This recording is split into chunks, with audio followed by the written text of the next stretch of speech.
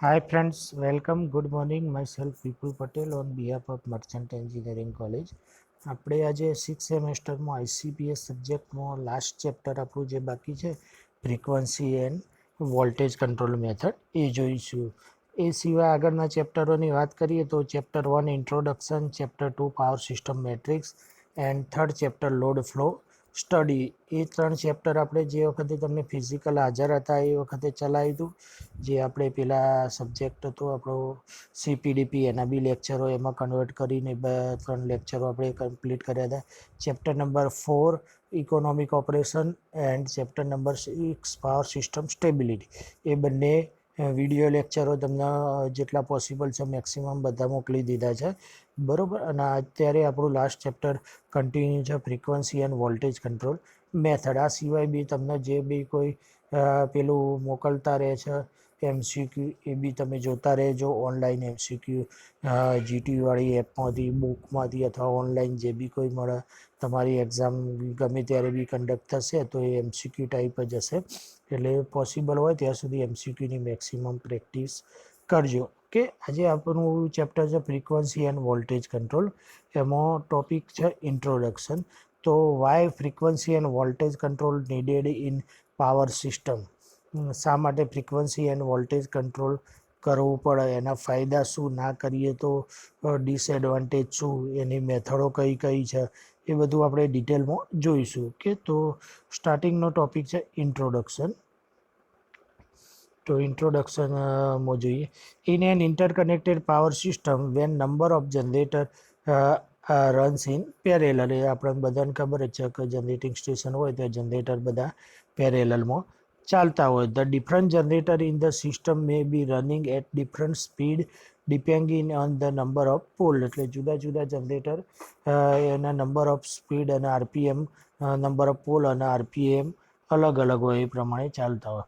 The hydroelectric power generator operate at much over speed compare to steam turbine generator. એટલે hydro power station હોય એમાં જે generator હોય એના RPM એ steam turbine કરતાં વધારે હોય. But all generator have must electrical speed means frequency remain constant. એટલે આ મોસ્ટ IMP ટોપિક શું કહેવા માંગે છે કે બધાની જે RPM તો ખરા એ પણ મિકેનિકલ સ્પીડ છે, પણ electrical speed means system frequency કેવી હોય બધાની કોન્સ્ટન્ટ હોય. If system frequency is constant it means that the system generation is balance with the load demand. એટલે ફ્રીક્વન્સી કોન્સ્ટન્ટ હોય એટલે મતલબ શું કે ડિમાન્ડ સામો લોડ બી ઇક્વલ થશે. In power system the load demand is continuously changing in accordance with the power input also varies. એટલે શું કહે છે પાવર સિસ્ટમમાં લોડ ડિમાન્ડ કન્ટિન્યુઅસ ચેન્જ થતો હોય, કોન્સ્ટન્ટ લોડ ના હોય, લોડ વધતો હોય ઘટતો હોય એવું, તો એને અકોર્ડિંગ આપણું ઇનપુટ બી ચેન્જ થતું રહે. If the input output balance is not maintain,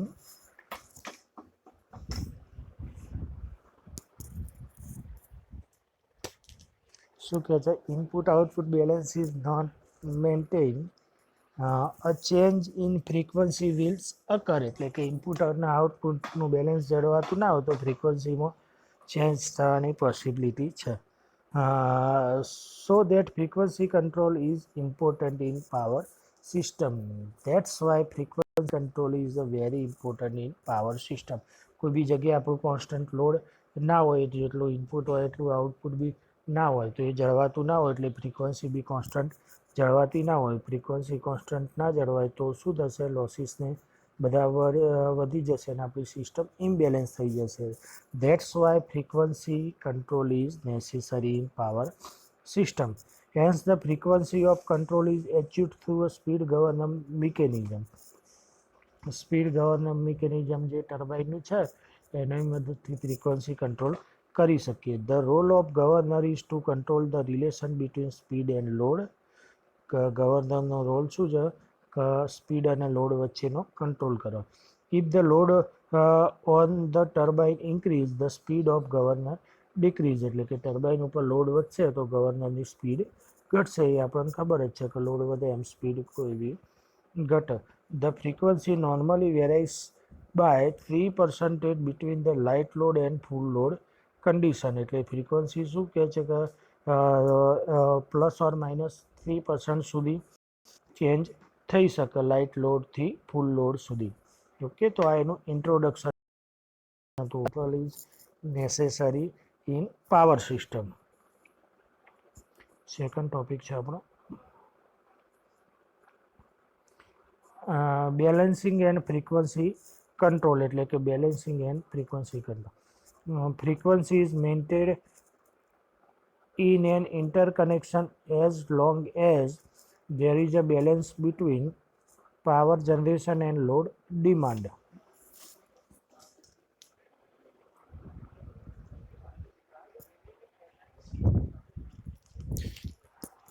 એટલે શું કહે છે કે frequency is maintain in interconnection as long as balance between power generation end load demand. એટલે જનરેશન અને ડિમાન્ડ વચ્ચે જ્યાં સુધી બેલેન્સ જળવાતું હોય ત્યાં સુધી ફ્રીક્વન્સી કન્ટિન્યુઅસ રહેશે. This balance is shown in figure. એટલે ફિગરમાં તમને એનું બેલેન્સ આપેલું છે, જોઈએ આપણે. To understand how interconnection frequency is actually controlled, it helps to visualize in traditional water utility. If the municipality operates its own water system, it would need sufficient pump to maintain water level in storage tank to serve its customer. If demand exceeds supply, the water level would be dropped. Level is primary parameter to control in an educated system. એટલે આ તમને power સિસ્ટમને according એક example આપ્યું છે કે કોઈ બી municipality હોય તો એમાં જે પાણીનો સપ્લાય થતો હોય એ સિસ્ટમ છે. પાણીનો સપ્લાય પંપ થ્રુ થતો હોય એટલે એને એઝ અ જનરેટર તરીકે કન્સિડર કર્યું છે. પછી જે આ સ્ટોરેજ થતું હોય એને ફ્રીક્વન્સી તરીકે કન્ઝ્યુમર કર્યું છે. હવે જો જનરેશન એટલે કે પંપમાંથી વધારે પ્રોડ્યુસ થતું હોય અને સ્ટોરેજ એટલે સ્ટોરેજ ટેન્ક એટલે મતલબ કે ફ્રીક્વન્સી ત્યાં સ્ટોરેજની કેપેસિટી ઓછી હોય તો ઇમ્બેલેન્સ થઈ જશે. એટલે ફ્રીક્વન્સી જળવાશે નહીં. આ એક્ઝામ્પલ તમને એક પ્રેક્ટિકલ એક્ઝામ્પલ આપ્યું છે, એનાથી સમજાવે છે. નીચે જોઈએ આપણે. અહીંયા જો લોડ ડિમાન્ડ આપેલું છે, સામું પાવર જનરેશન અને લોડ ડિમાન્ડ બંને ઇક્વલ હોય. સીનો જે તમને કાંટો આપેલો છે એ ફ્રીક્વન્સીનો કાંટો 50 ઉપર, એટલે કે કોન્સ્ટન્ટ મેન્ટેન ક્યારે થશે કે જ્યારે જનરેશન અને ડિમાન્ડ બંને ઇક્વલ થતું હોય. સપોઝ આ બાજુનું પલ્લું થોડું ઊંચું થઈ જાય, બંને જો બેલેન્સથી બધું એક જ બાજુ બતાવ્યું છે ને. હવે સપોઝ તમે કોઈ ફિગર કરો કે આ બાજુનું પલ્લું ઉપર થઈ જાય જનરેશનનું ને આ લોડનું નીચે થઈ જાય તો ફ્રીક્વન્સી મે બી 48 અથવા 50 થઈ ગમે તે એક બાજુ જશે. એની ઓપોઝિટ સાઈડ બી જુઓ તમે.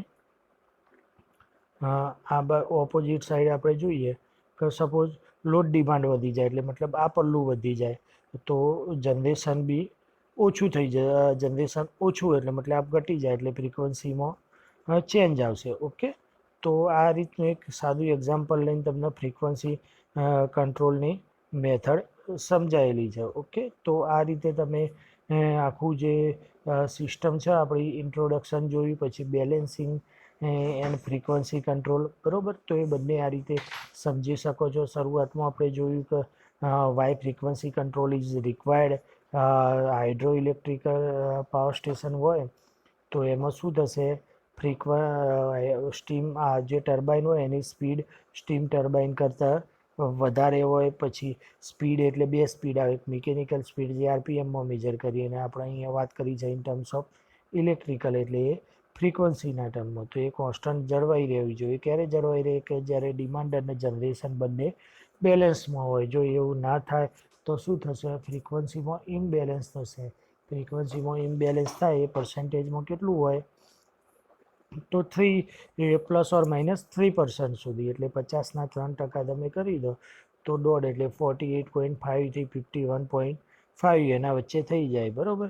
તો આખી આ ફ્રીક્વન્સીમાં વધઘટ થશે તો આખી સિસ્ટમ ખોરવાઈ જશે. એના પછી તમને બેલેન્સિંગ એન્ડ ફ્રીક્વન્સી કંટ્રોલ આપેલું છે કે ફ્રીક્વન્સી કંટ્રોલ કઈ રીતે બેલેન્સ થાય. એના માટે એક તમને ઇઝી પ્રેક્ટિકલ એક્ઝામ્પલ આપેલું છે કે જે મ્યુનિસિપાલિટીની વોટર સ્ટોરેજ સિસ્ટમ હોય તો એમાં તમે જુઓ છો કે પંપ એ જનરેશન છે અને સ્ટોરેજ એ ફ્રીક્વન્સી કંટ્રોલ છે.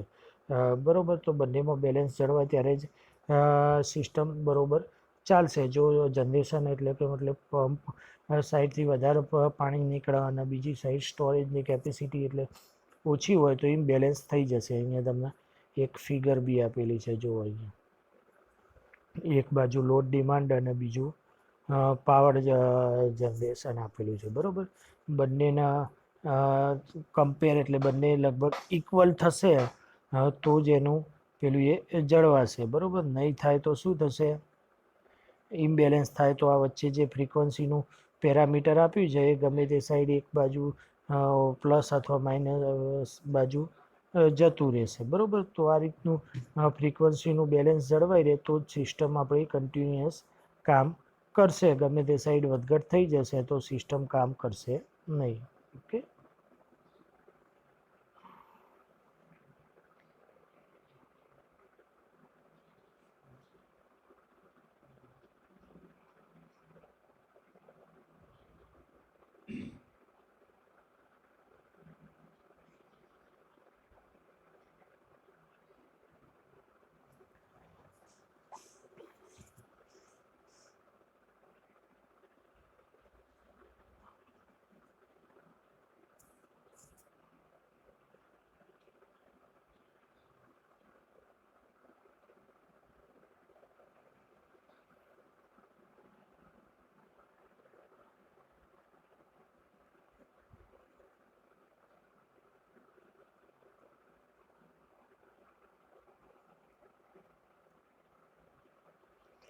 ઓકે, તો નેક્સ્ટ ટોપિક આગળના લેક્ચરમાં જોઈશું.